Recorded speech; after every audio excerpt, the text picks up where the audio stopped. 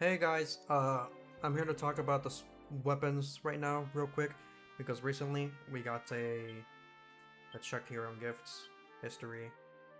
Right here, 5 million download celebration. We got an extra 3-star weapon guaranteed transmuter voucher, which, as you all probably know, allows us to get one of 7 free premium voucher weapons, which are really good. It's really good, especially considering we have recently, well, not recently, but at the start of the game, we also got uh, a first 3-star weapon guaranteed voucher. So it's really good. They basically give us 2 weapons for free. It's awesome, even. A lot of people have been asking, hey, what should I get? Should I ascend the weapon? What should I do? I have X weapon. I don't have X weapon. I'm struggling with X boss. I'm struggling doing the events. So I'm gonna try to clear up all doubts here real quick.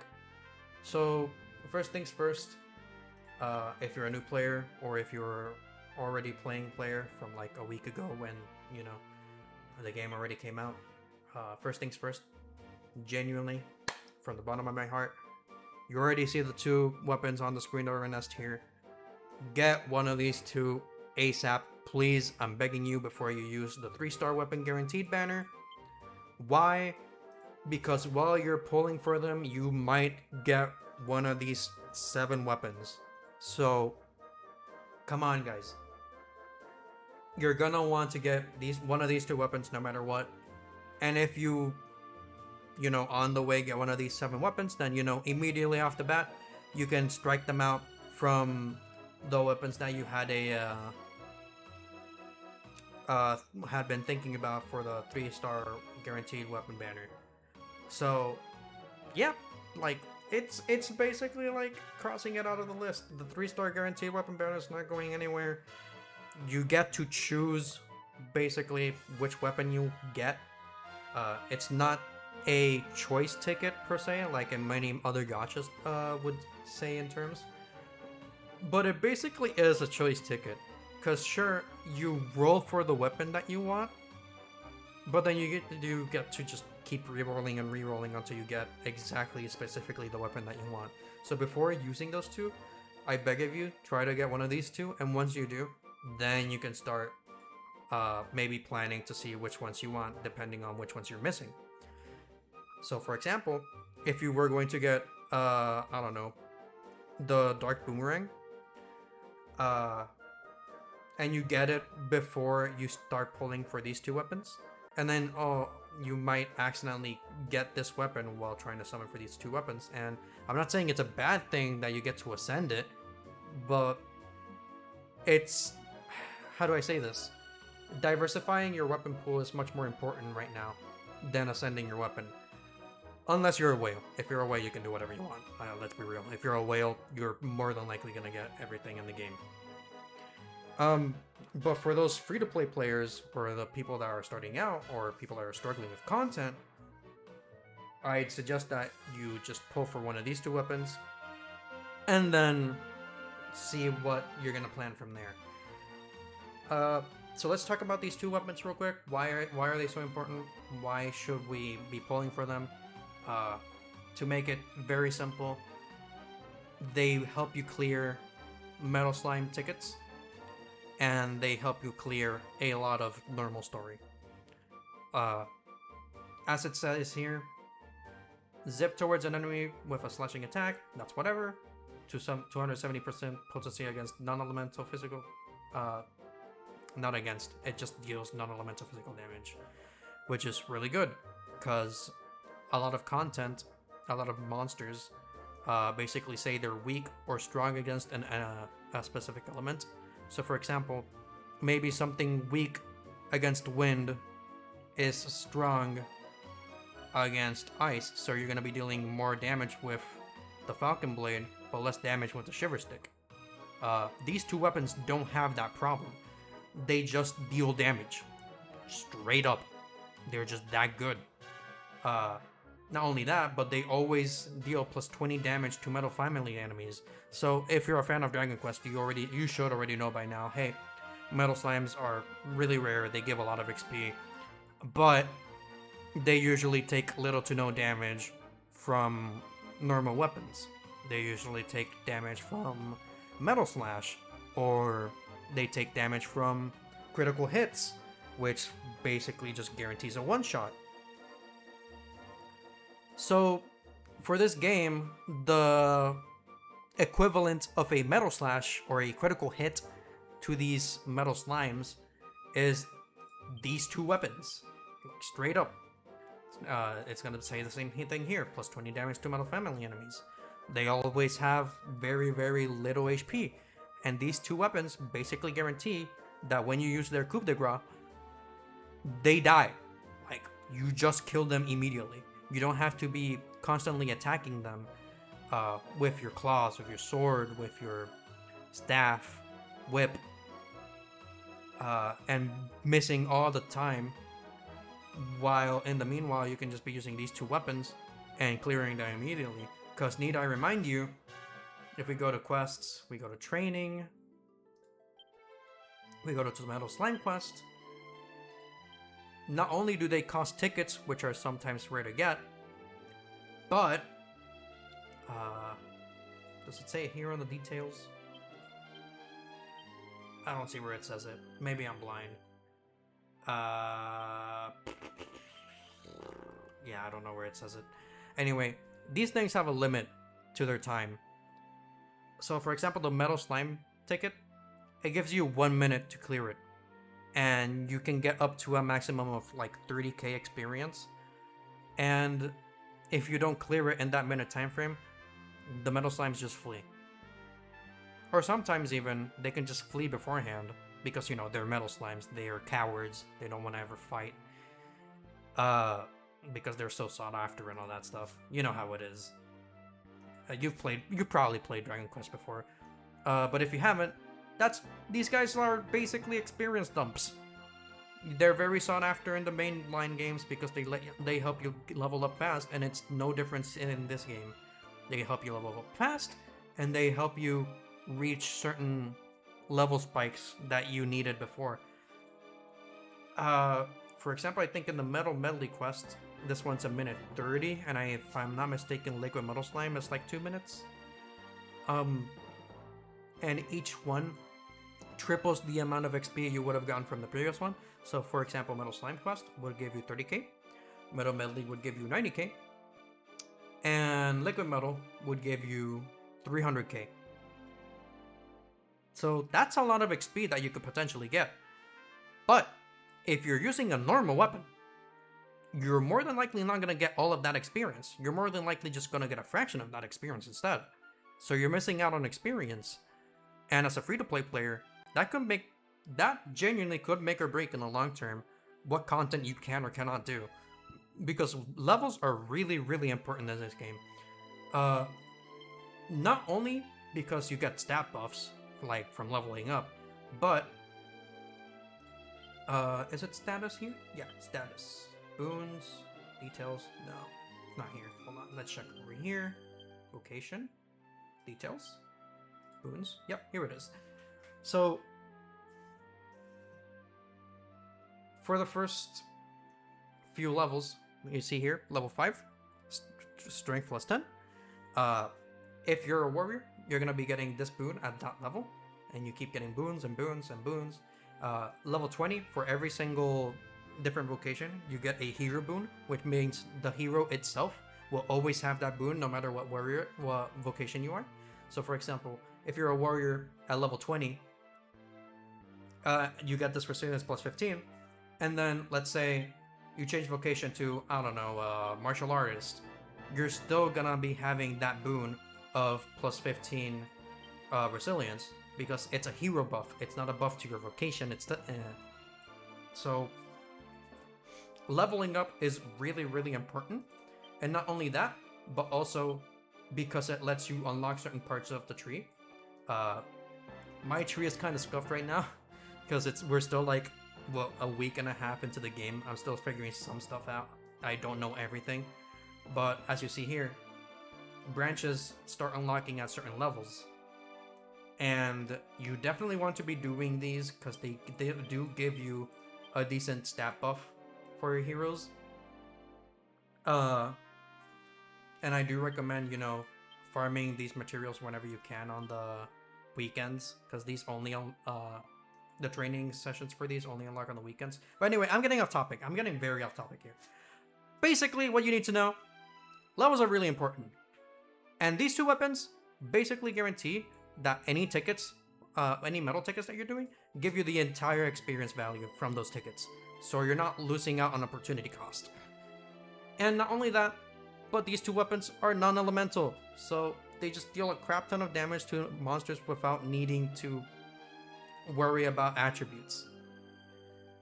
Now, let's get to the thick of it for mid to late game, because eventually we're gonna be start to see, we're gonna have to start clearing specific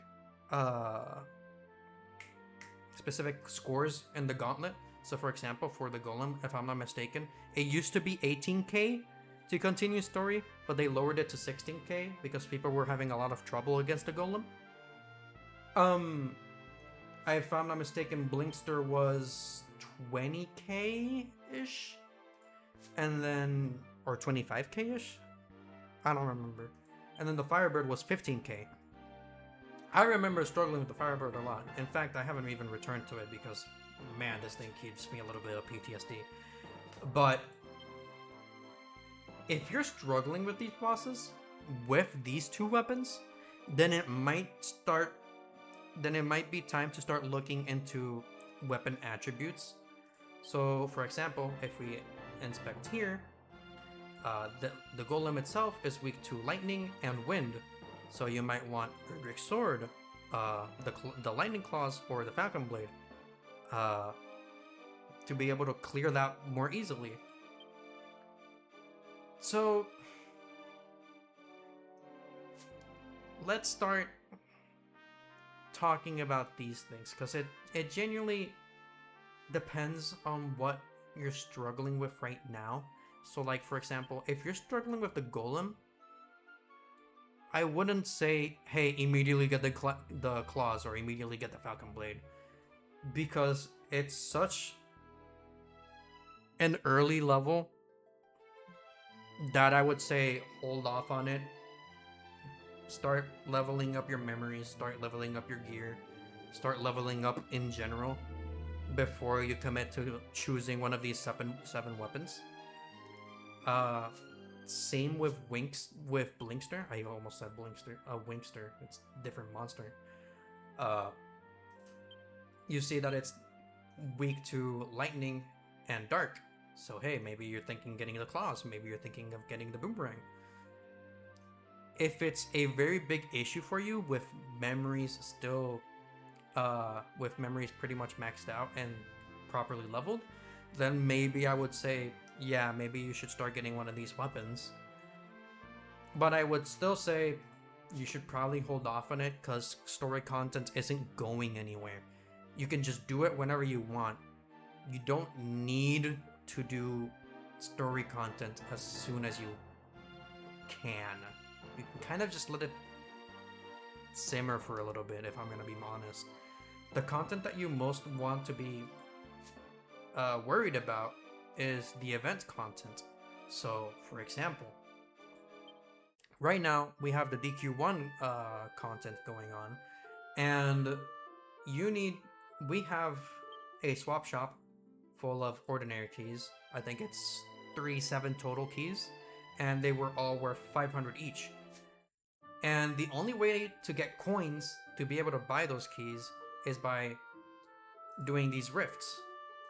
These rifts usually give you about 36 coins per rift, unless you are able to find and kill one of these gold golems, which give you an extra 100, which is really nice. And it's a very, very slow way of farming. However, while doing those rifts, you also get what are these called anyway? They're formal challenges. That's what they're called. I'll just call them tickets. You need 10 tickets to challenge the green dragon. And the green dragon gives a lot of coins. Like I'm saying, like nightmare difficulty could give like upwards to like 700 coins if you do it like on B. It doesn't tell you exactly like how many coins you get because it depends on the gacha of like the little treasure chests, because you could either get coins or the memory of the boss, so it depends, you know, your luck. I know a lot of people have been struggling with this boss specifically because this boss basically begs you to have a lightning or ice elemental weapon. And it makes sense because, you know, this boss is kind of, you know, forcing you to summon for the Erdrick Sword because the Erdrick Sword is lightning based. And that's a strategy that most gacha games do. Like, hey, there's a limited time event. We're kind of trying to force you to summon for the limited time event. So obviously, Erdrick Sword is going to be really, really good against it. However, another weapon that is extremely really good against it is the Lightning Claws, and everyone's been talking about the Lightning Claws. Hey, should we summon for the Lightning Claws? Should we not summon for the Lightning Claws? And here's my verdict with it. If you're not planning on summoning for the Erdrick Sword, get this claws. Immediately get the claws. It's going to make it so much easier for you. Go for it. Just immediately, you're going to be having such an easy time against the Green Dragon. If you are going for the Erdrick Sword, then I would not recommend that you should summon the claws with your 3-star ticket. Why? Because, like I said earlier, diversifying is the key strategy I believe in right now.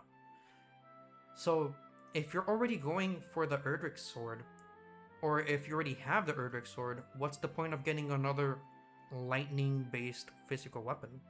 You know? You're kind of getting more of the same thing. And not to mention, Erdrick Sword is a little bit stronger than the claws, if I'm not mistaken, because it has a higher attack, and it has better modifiers. Especially against the Green Dragon, because if I'm not mistaken, the Erdrick Sword has innate dragon effectiveness. Let's check here. Oh, no, it doesn't. Oh, no, yeah, it does. Dragon Killer plus 5%. Yeah, there it is. Dragon Killer plus 5%. And it also has lightning damage plus 5%. And it also has physical damage plus 10%. Like, it goes crazy. It genuinely goes crazy. But then you look at the claws. Let me check here. Here we go.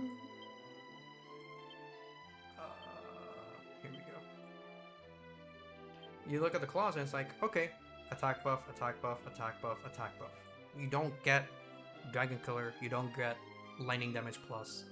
It's a good weapon overall, but I would say definitely Erdrick Sword is better. You don't need to summon for Erdrick Sword, because again, let's say you already have like 4 or 5 of these. You can definitely just get the claws and be done with it. But if you're a big fan of Dragon Quest 1, if you really like the Erdrick set, or for some reason, you know, you're just putting all your gems or all your tickets into the Erdrick set, then it's probably wise to just hold off on that ticket and probably get something else instead of it. Unless, obviously, you know, if you have all 6 other weapons, you know, might as well just get the claws. Why not? But yeah, if you're going for the Erdrick Sword, don't get the claws. If you're not going for the Erdrick Sword, get the claws immediately. Because not only is it good against the Green Dragon, but it's also good against a couple of the bosses in the shrines. Or, well, not a couple. I think it's literally just Automaton. But Automaton is really strong. It's really hard to break through. And Crystal Claws is really strong against it. Let's talk about the other weapons for now, though, because these 2 are kind of like the main weapons people have been asking about, and that's my verdict on them. So let's say you already have a electric damage weapon for the current content that is going on, which is the Green Dragon. Or, you know, if you were struggling on Automaton, then now you shouldn't be struggling with Automaton with these two. Let's talk about the other element that Automaton is weak against, and it's wind. It is weak against wind, which means Falcon Blade. Surely it's gonna be really good against it. I would recommend you don't summon for the Falcon Blade, unless it's like the last weapon that you're missing out of the 7. I love the Falcon Blade, genuinely, from the entire DQ games, but I just wouldn't recommend it, man. Let's just go ahead and take a look at it. Here we go. Coup de grace. You deal a small AoE, you deal a crap ton of damage, which is really good, but the enchantment, the blessing, is not that good. Because all it does is whenever you coup de grace, it'll summon 2 Witch Spears, basically, and it also gives you an increment to move speed and immunity to move and attack speed debuffs. Let's be real, compared to the attack that the metal weapons do, the Giga Slash of the sword, the buff that the claws give you, this buff is really not worth it. It genuinely really is not worth it. I would not recommend that you get this weapon. Because when we look at claws,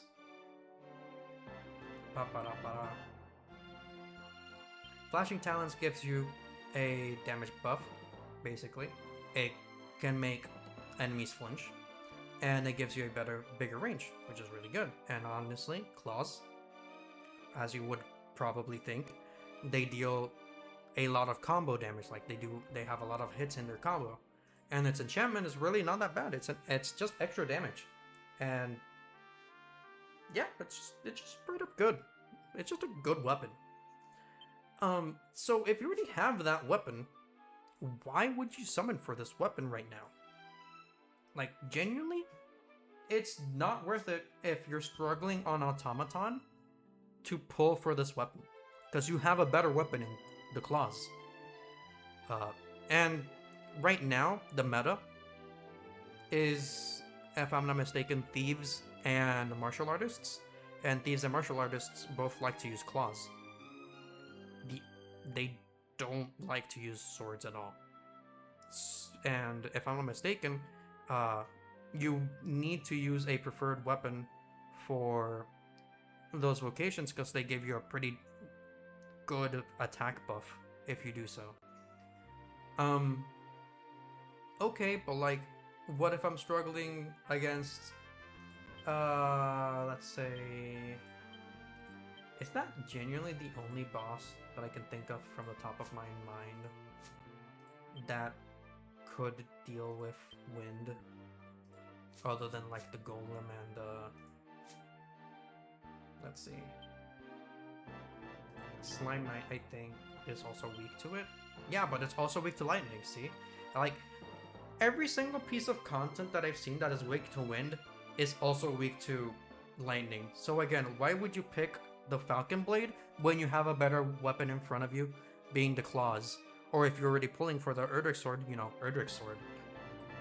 So, like, why bother pulling for this when you have better weapons right there? Genuinely, like, let's check the Gauntlet. Golem.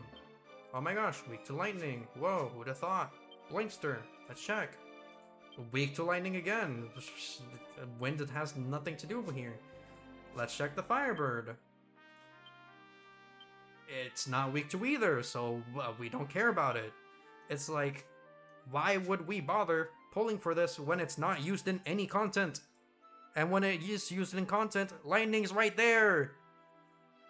So, yeah, it's just not worth it. Genuinely not worth it. Alright, I'm done talking about that weapon. I wish it were better, but sadly it's not. Let's talk about the Fireblade, I think, is up next, IMO. So, the Fireblade is interesting because not only is it a pretty good weapon by itself, but it's also a really good support weapon. Why? because of its enchantment / blessing.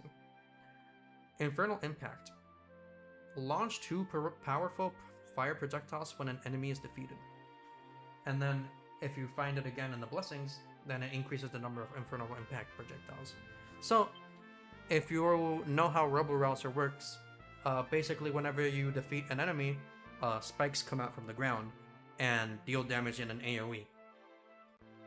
This weapon does something similar, where if you defeat a weapon, it summons frizz projectiles from you that track towards other enemies. So it's basically better than Rebel Rouser because it has auto-targeting. Meanwhile, Rebel Rouser doesn't, it just does an AoE around it. So even as a support weapon, this goes really hard.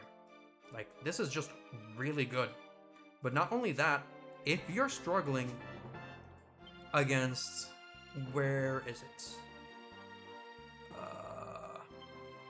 Here. No, not there. Trials. If you're struggling against Glacial Golem, it is weak to fire and earth. So this weapon is really good against it. And not only that, but you might have noticed that in Glacial Golem's shrine, there's a lot of ice around, which might freeze you and stop you from being able to move around and make it easy for monsters to attack you. If you use Fireblade's coup de grace, Inferno Slash, you get immunity to freeze for 15 seconds. You straight up don't care about the ice floor for 15 seconds if you use the coup de grace of the Fireblade. So honestly, this weapon is great. It's great. Not only as a weapon to use, but also as a supportive weapon. It's probably one of the best supportive weapons in the game right now. Right next to Shiver Stick, which we are probably going to talk about right next. But yeah, if you're struggling against Glacial Golem, I would recommend that you go for this weapon. If you were thinking about getting the Sandstorm Spear for the Glacial Golem instead, I would advise you against it, because the Sandstorm weapon is not that good, if I'm going to be honest with you. The coup de grace is okay. It's like a 200% potency physical earth damage, and it leaves like a little AoE of the tornado, which is pretty cool. But the enchantment is pretty bad in my opinion, because all it does is it adds an earth infused attack when enemies are hit by a spike type blessing or a spike type blessings. If I'm not mistaken, the only one right now is Rebel Rouser. And we already talked about Rebel Rouser being an inferior version of the blessing that the Fireblade gives you. So why would we buff an inferior version of this? Sure, it can deal a lot of damage, but you need monsters to be around that AoE already. So what's the deal? Well, the deal is the weapon's kind of bad. I like the gimmick that spears have, where you can keep moving around and still doing your combo, because whenever you move around, you have to interrupt your combo for every single other weapon. But spears don't have that problem. They can keep doing their combo. But that's kind of all it has going for it, other than, you know, being earth. So if you're struggling with Glacial Golem, I would recommend Fireblade over the Sandstorm Spear. It might be better just because of the supportive capabilities if you eventually get a Rebel Rouser, but I would put it next to the Falcon Blade. I don't think they're like in any order down here. I think they're both kind of the same. They're both really bad. They're still usable, obviously. All 3-star weapons are still usable, but in terms of priority, these two are probably the lowest priority of every single weapon I can name of. Up next, Shiver Stick. Shiver Stick is a really, really good weapon. Not only because of the damage it does, but also because of its enchantment, Crackerjack. So what it does is whenever you take damage,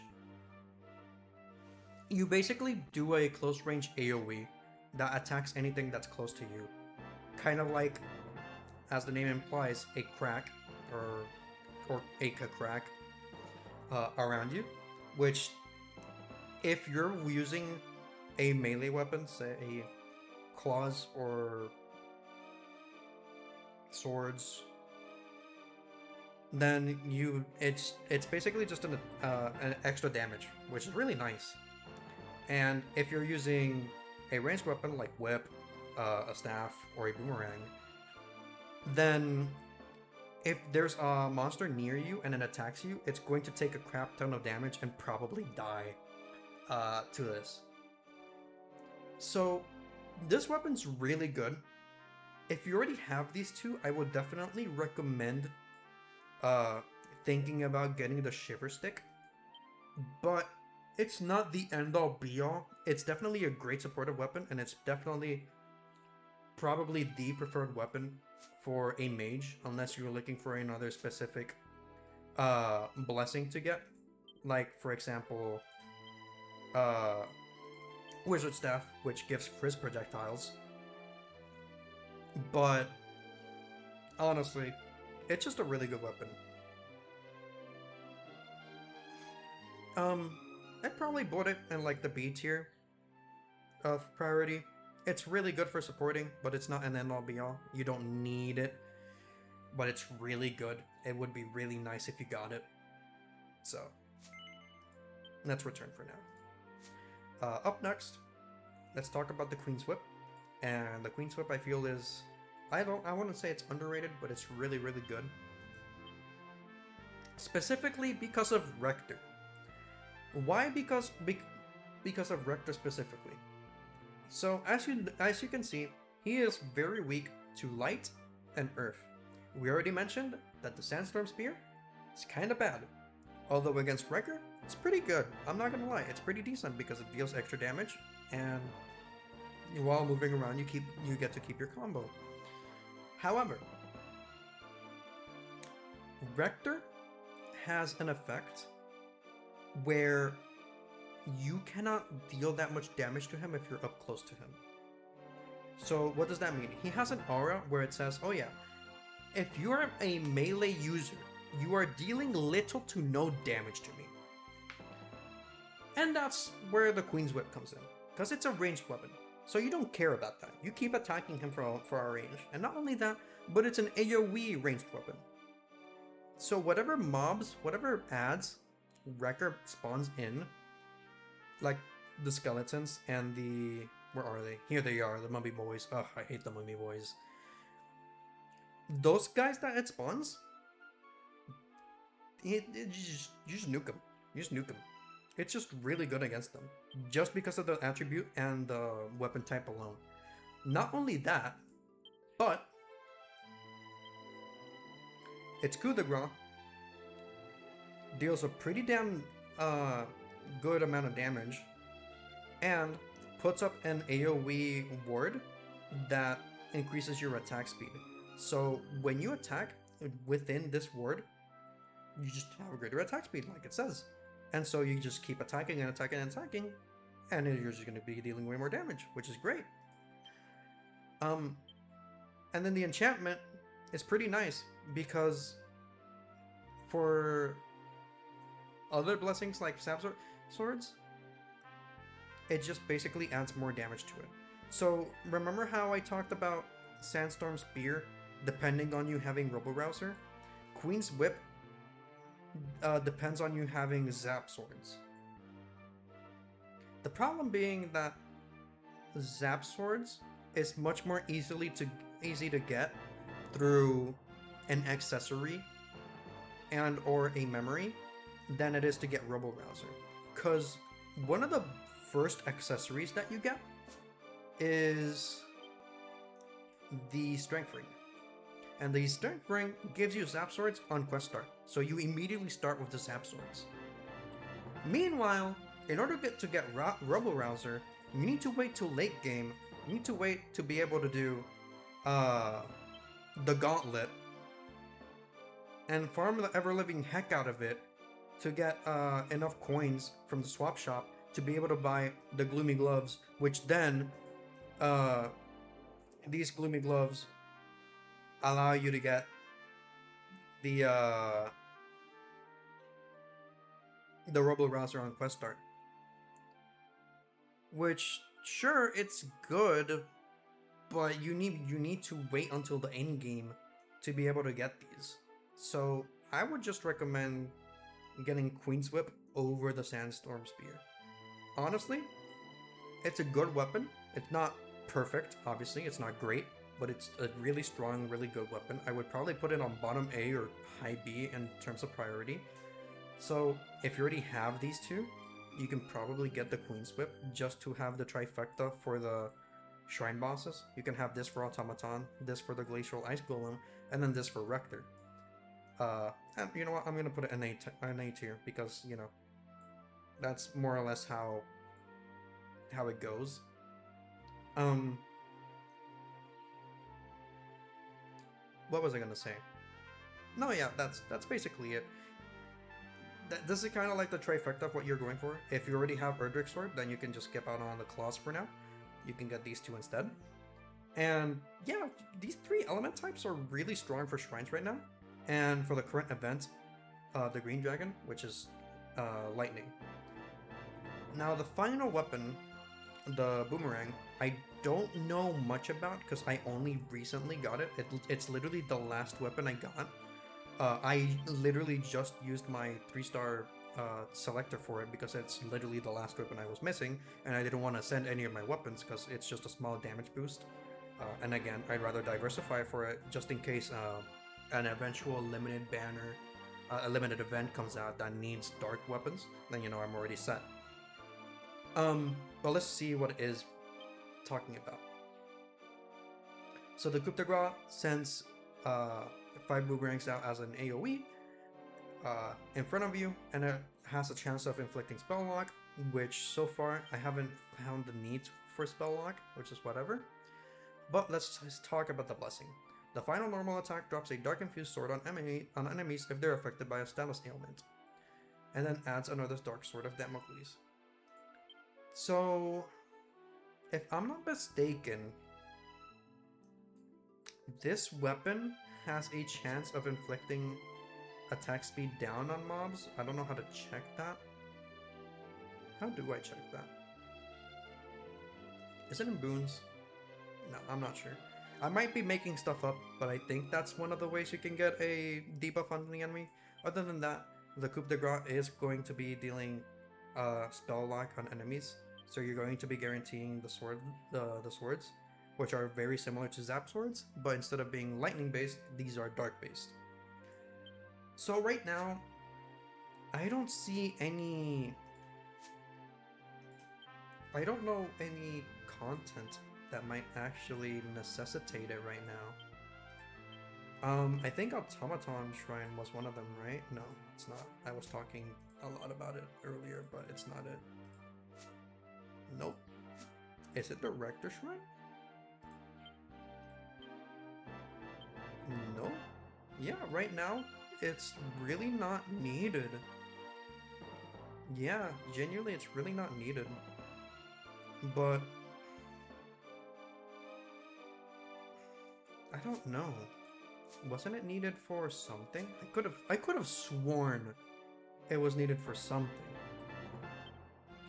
Was it for Firebird? No.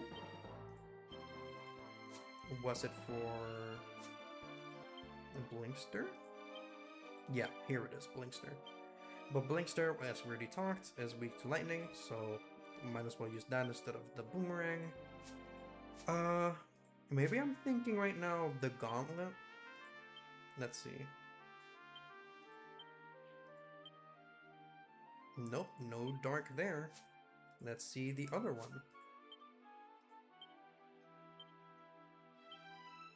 Yeah, I'm not seeing anything here.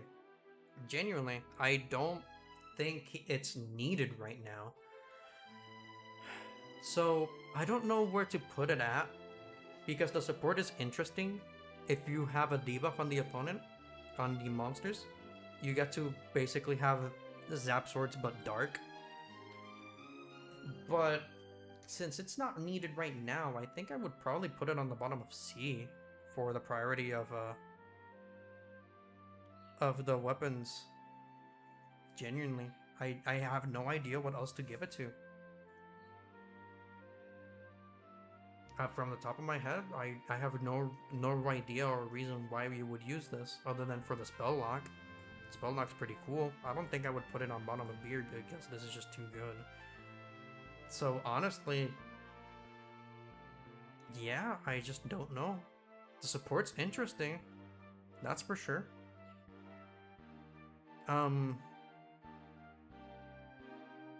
Talking about the Falcon Blade, it's probably better for support than this. And then the Sandstorm Spear probably at the bottom. Is this really how it's gonna be looking like in tier lists? Yeah, I think so. Unless I'm mistaken somewhere. These are probably... This probably seems about right for me. These three are the bottom 3 picks. And then these are the top 4 picks that you might want. Whoops. Again, I'm gonna keep repeating myself. If you're going for the Erdrick set, try to get the sword first. Don't spend your ticket on this first. But yeah, that's kind of it.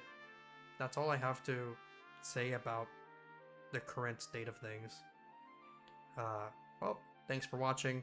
I'm literally just saying I just wanted to talk about this because a lot of people were asking about it, and I wanted to kind of clear up my way of thinking and why I think you should be prioritizing in this way. But if you want to prioritize in another way, for example, let's say, I don't know, you're a big fan of Falcon Blade like I am, and I was actually really ecstatic when I got the Falcon Blade as like one of my first 3 stars. But later on, it's like, damn, this is kind of mid. Compared to the support of these two, why would I choose the support of Falcon Blade? Again, this is all for current events.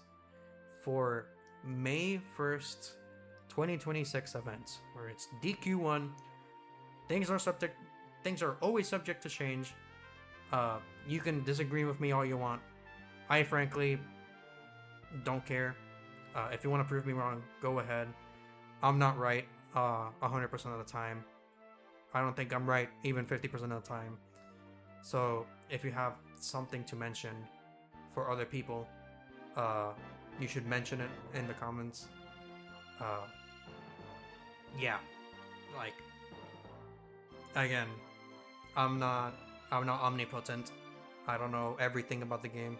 The game literally has been out for a week and a half. This is what I'm thinking is how it feels right now. Always prioritize metal weapons, then prioritize these 3. Don't get the claws if you're going for the Erdrick sword. If you already have these 3, Shiver Stick is probably the next best bet as a support weapon, and also, you know, as a mage weapon. And after that, you can pick any of these 3, whichever you like most, or whichever you feel like you need the most for support. So, like, for example, if you're already late game and you already have the Robo Rouser accessory, then you might want to go to Spear. Or if you're doing a wind build with Wish Spheres, and I didn't talk about these, but it's not here. I think it's like one of the first memories. Yeah. Here we go, Lime Slime. Can I? Yeah, there we go. Oh no, wait, it's not Lime Slime. Who was it then? Oh, Wish Spheres is obtainable through the Automaton. Is it Mummy? No, that's Decelerar Spikes, which is for the Sandstorm Spear.